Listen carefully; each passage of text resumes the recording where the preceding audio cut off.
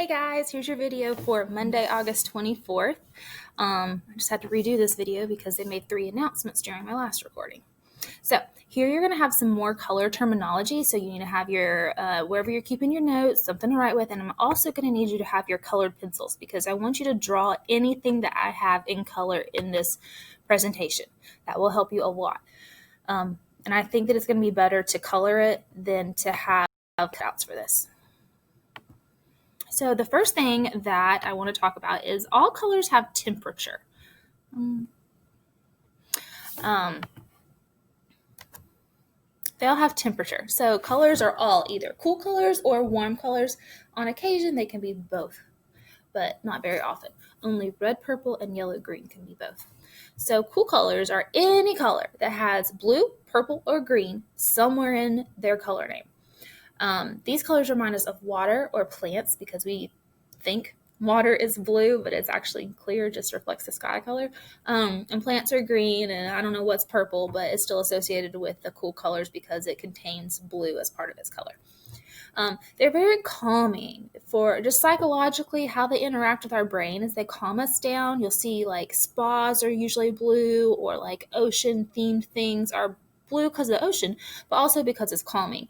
And places that are associated with the ocean, like a resort or something, are meant to calm you down. So you go home and you're just like, oh, I'm just so rested now. And you're telling your friends this, and then they want to go and they really just get business. But it's true, it works. So there's a wide variety of some cool colors that I just covered up on accident, sorry. They can be darker, they can be lighter. We've got some nice sage, some lavender, some periwinkle, just like really calm colors. And then the opposite, we have warm colors. So as you're writing this thing down, guys, by the way, you should make like little blue, purple, green little circles, maybe outline your cool colors in a blue box like I've got here, outline your warm colors in an orange box like I've got here. And any of these cool colors that you have in your box of pencils, make little dots down there under your notes for examples that are like this. So warm colors is any color that has yellow, red, or orange in its color. And we associate those with sun or fire. They make us have energy. They're good for things like gyms or sports venues, or can't think of another example, anywhere where you're gonna need some energy. Probably not good for like a classroom with kindergartners, for example. You want that to be like really light blue, so they're calm. The next term we have is tint, and tint just means to make a lighter value of a hue, a base hue, which is one of the 12 colors on the wheel, by adding white to it. So an example would be pink. Looking right here, pink is a tint of red. Red is our base hue here. Pink is what we got when we mixed white with our red. Lavender is a tint of purple. Baby blue is a tint of regular blue. Shade is kind of the opposite. It's adding black instead of white. So it's a darker value of a hue created by adding black. Examples, plum is a shade of purple. Navy is a shade of blue. And teal is a shade of blue-green. So they're all just darker versions of that original base hue. So tint and shade are associated with something we call value. So when you alter the lightness or darkness of a color, when you add white or black, you are altering its value, its overall value, how much value a color has, how little value a color has. So if you have your base hue again of red, we add white to it, you get pink. You add black to it, you get kind of a burgundy color. So we have just altered the value. If I said you added black to red, what did you alter? Your answer is value. If I said you added black to red, did you change its tint or its shade? Your answer would be shade. Then we have tone, and that's dealing with gray. So we've already dealt with black and white, and now we're dealing with gray, which is both black and white. So tone is when you mute the intensity of a color. When something's intense, it's just in your face, it's loud, it's obnoxious, it's full force.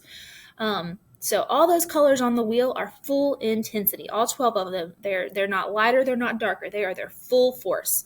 Okay, so if we want to mute those colors and make them not so obnoxious, we're going to add gray to them. That's one way to do it.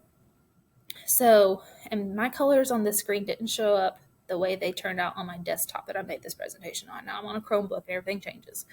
So this is supposed to be olive, which is kind of like army green or the color of an olive, but it looks really gray. But olive is a tone of yellow-green. So it was originally yellow-green. We just added a bunch of gray to it, and it ended up this color. It's toned down. This is supposed to be denim, and again, this is weird looking, but it's had more gray in it on my desktop. But denim is a tone of blue. It's not as bright as this. Rust is a tone of red-orange. That one actually turned out pretty good. And when you adjust the tone, you are adjusting the intensity or saturation. You might know this term better as saturation.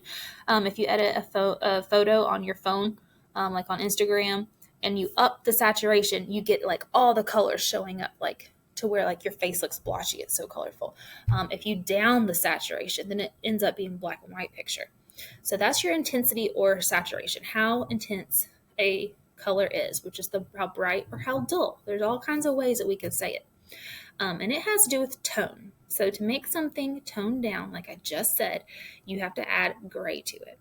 So the intensity or saturation of a color is changed by adding gray to the base hue. So if our base hue was red, just like before, if we add gray to it, we're going to get this kind of, I actually don't know the technical name of that color. I would call it heathered red.